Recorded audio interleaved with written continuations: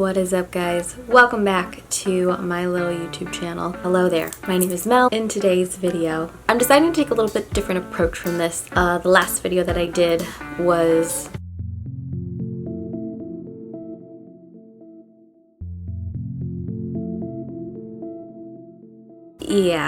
not one of my best pieces. To try something different. If you guys haven't already subscribed to my channel, head on down below, hit that big red subscribe button, as well as giving this video a big thumbs up so that I know to continue making content just like this one. I mean, regardless if you actually like it or not, I'm still gonna make content. Who am I? You guys, again, haven't seen a video.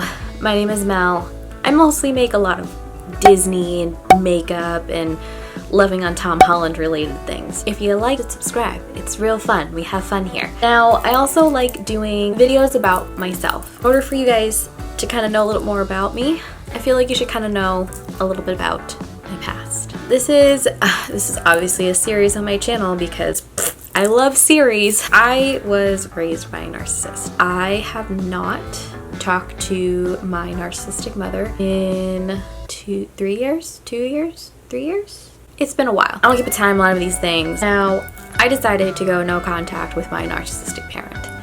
It has been the best thing, let me tell you, since sliced bread. Because you never realize the crazy that you have to deal with until you don't have to deal with it anymore. Again, I've made videos about this before, and I'm sure that I've probably said the definition before, but I actually do get sometimes asked a lot, like, what is a narcissist? So, like, the definition of a narcissist or a narcissistic personality disorder. Narcissistic personality disorder is a disorder in which a person has an inflated self-sense of importance, which apparently the English language is very hard for me. But yeah, so it's when someone's basically very, very, very self-centered.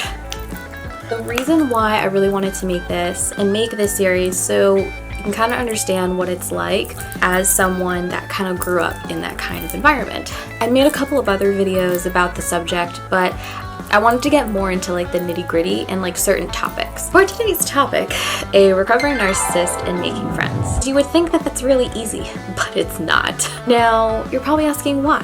Why is that? Well, I went ahead and made lovely bulletin notes here of all the things that make it hard to make new friends. Side note, I do have friends.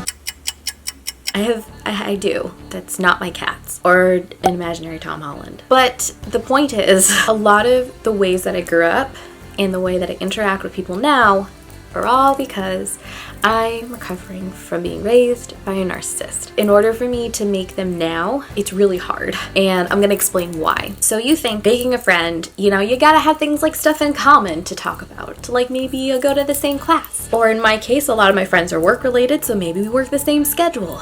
We work at the same location. Disney-wise, you work at the same attraction. There are a lot of ways that you can obviously meet people. So one of the things that you do when you meet a friend, like I said, you have stuff in common, you talk about your interests. Two of the bullet points that I have, having things in common and then not having real friends. Those two kind of coincide because growing up, when let's say I had someone that was in the same class as me and I would talk to them a lot, like I sat next to them or they were just in the same like little group table that we were supposed to sit at or whatever, I would have in my head certain categories of friends. There are people that were actually my friends, like I texted and I hung out with after school. We'd go over each other's houses and like, make friendship bracelets and all that fun jazz. But I feel like that there was another category in my head of people that I was friendly with, that I would call a friend, but I wouldn't necessarily, go out. I didn't feel like that the friendship would go anywhere after that said class or activity was over. There was someone I could talk to at the time, and then that's pretty much it. And I'm sure we all have those in our life. The thing is that I would get told a lot that I would use the term friend a lot and that I would toss that word around like it didn't really mean anything. One of the things that my narcissistic mother loved to point out was the fact that not everyone is your friend. And that is true in a sense though. She would use that a lot with my actual friends, being like, well, they didn't share the same views as her, or let's say that they did something that upset me that day and I wanted to vent to her about it. She would always use the term, then they're really not your friend. When I feel like that a lot of times that when we're friends with people that there are certain things that they do that we're gonna go home or going to go to our other friend and complain about, because that's just what we do as a human race. So maybe I'm just crazy, or maybe I'm just heartless. I don't know. I get told a lot that even though I would call someone my friend, that they weren't actually my friend. They would do this to upset me, or they didn't actually have things in common with me, even though we were doing the same things and we liked the same things and talked about the same things. I would get told that we actually didn't have anything in common, because they would just, actual conversation, they would just say that they liked those things to make me feel better about myself, but they actually really didn't like those things, and they just didn't want me to feel, again, bad about myself. Actual conversation.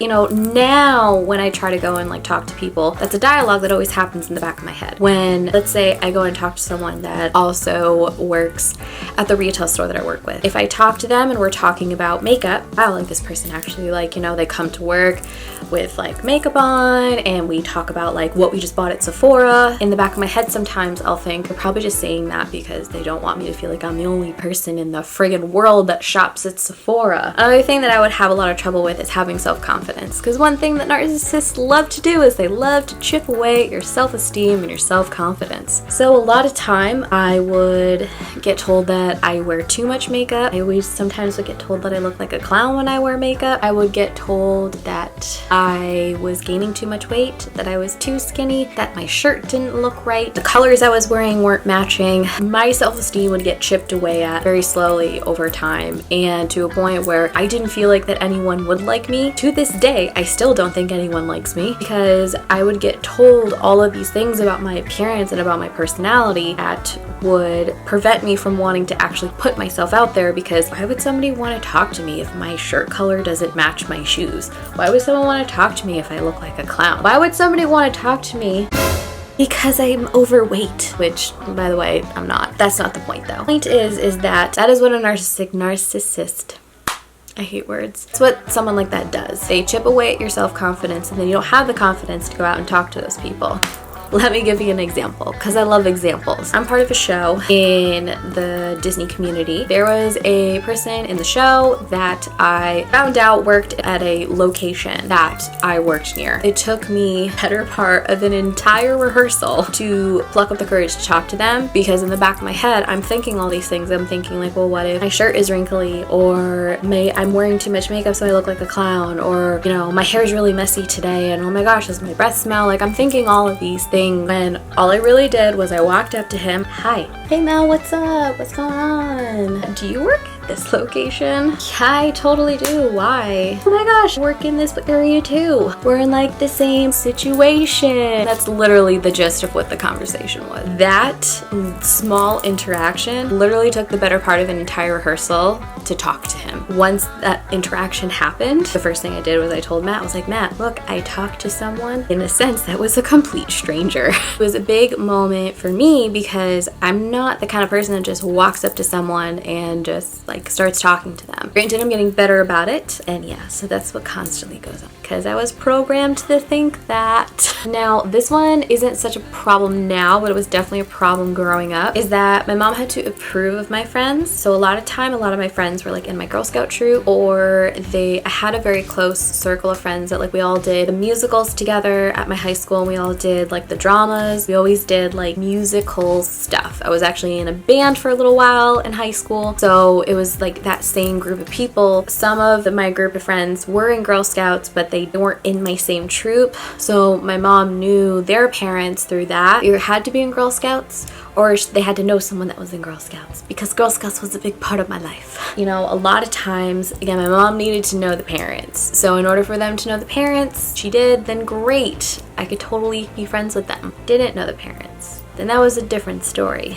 And especially as I got older, it got harder, because a lot of my friends no longer in Girl Scouts because of sports, or life got too hard. And it was just, especially like when I got into college and stuff and I started being friendly with people in college, it was really hard. I went to community college. You know, obviously my mom knew like I'm technically too old to like be in a troop anymore. At this point, it's like I technically took the oath to be a Girl Scout for life. So Yes, I am a Girl Scout for life. However, I'm more at a stage where I can be like a leader, or I could be like a leader's helper, or like a leader assistant. I'm going to discredit the fact that like my mom was a leader, so obviously she knew all of the parents. And yes, that's a lot of ways that I made friends. For round number's sake, let's say that there were 10 people in my troop, probably still friends with like 2 of those people. Do the math there. My mom had to approve of my friends. Now, obviously it's a little different because I don't have that kind of like the parental beacon just hanging over my head. Sometimes though, I feel like that I want someone there. I know I don't need anyone to like approve of my friends, or I don't need people to like chaperone me when I'm hanging out with my friends. So there are a lot of times that I feel like that I have replaced that though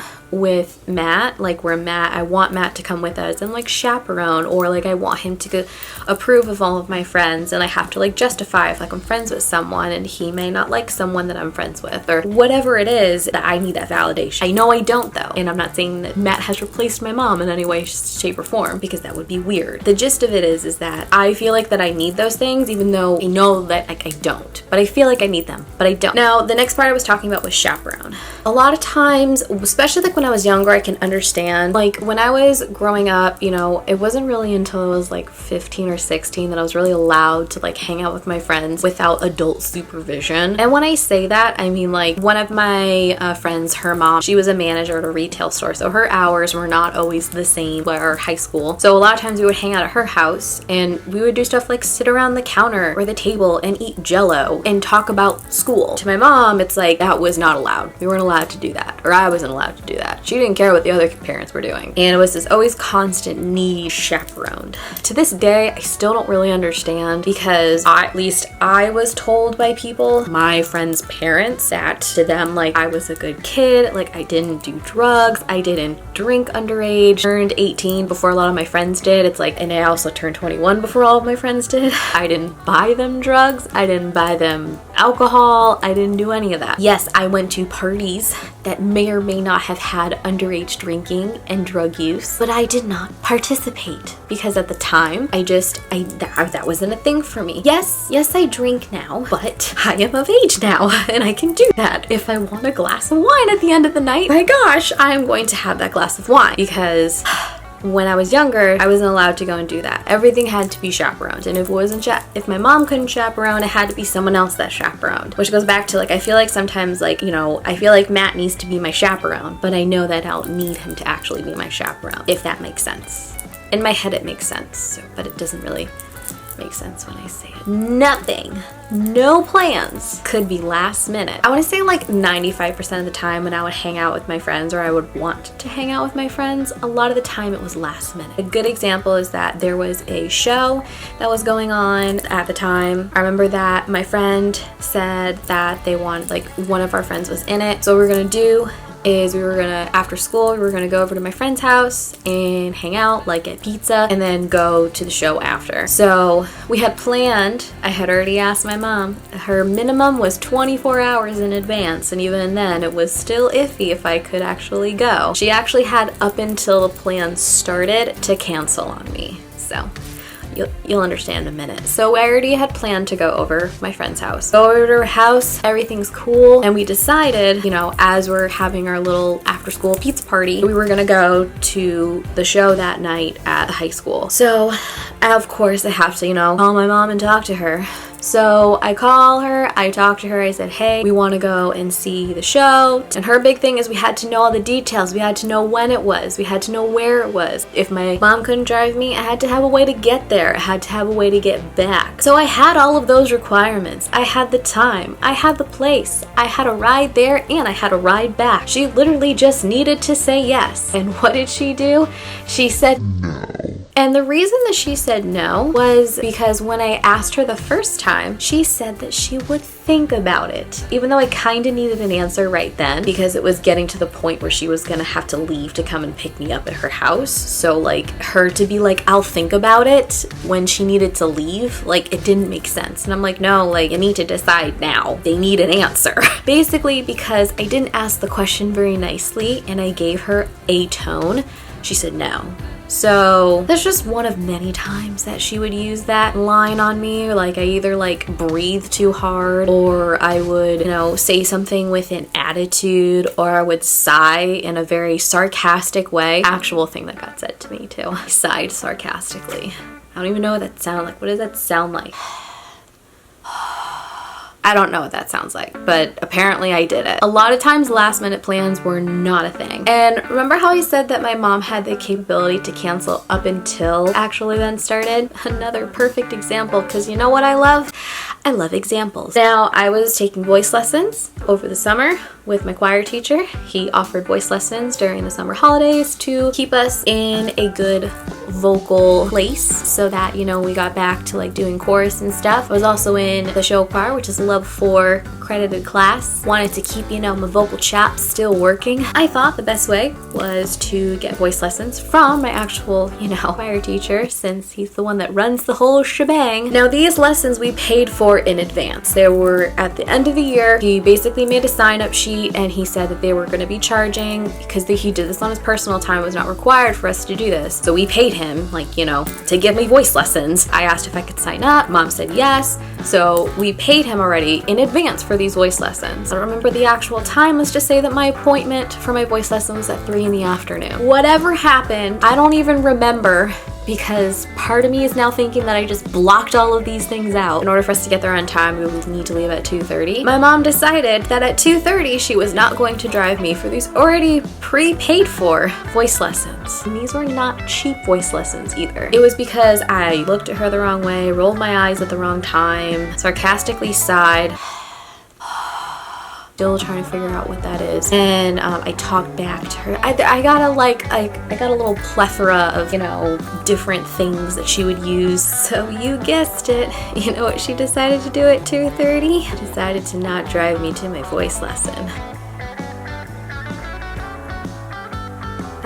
That was fantastic. Now, me, in my infinite wisdom, I am stressing and frantically calling friends that can drive to drive me to said voice lesson, because again, we're freaking paid for, and also if I didn't show up, I just looked like an asshole. Yeah, no. So like he basically, like I had no way to contact him, even if I did want to cancel. The only way that I could, I think, was through email, and that was like, I was in a time when like you didn't get emails on your phone, which I know, crazy to think. We still had, you know, flip phones. I'm pretty sure that I had the Samsung Alias too, which if you know what that is, kudos to you. And I frantically was calling friends, trying to find someone to take me, and I was able to. Literally, as my friend is pulling into the driveway, my mom is like, oh, I would have driven you know, because I already paid for these voice lessons, but since you already got a ride, like, you should just take your ride. Yeah, I wasn't a fan. I was really stressed. Luckily, like, the friend that drove me kind of knew like what was going on, so like I didn't really need to explain a lot to him in the car, but that was an extremely fun ride there, let me just say. She could just pull the rug out from under me like whenever. That's always a thing that's like in the back of my mind too. I don't know why, I just always think that someone is gonna pull the rug out from underneath me. It's not a fun feeling. Other terms I hear is like you're walking on eggshells. Yeah, it's not a fun thing. Those are all of like my points that I kind of wanted to make. Yes, I have friends now, but hopefully like this video kind of makes you understand in my head like what goes on, where I'm coming from. I guess I sit here and talk about this for hours. I feel like this video is pretty much long enough as it is, so I'll go ahead and stop there. Now, if you guys have any questions, please go ahead and leave them down in the comments. I would love to hear from you guys. Make sure, once again, that you head on down below, hit that big red subscribe button, as well as giving this video a big thumbs up so that I know to continue making content just like this one. I do want to thank you guys so much for watching, and I can't wait to see you guys in my next video. Thanks, guys. Bye!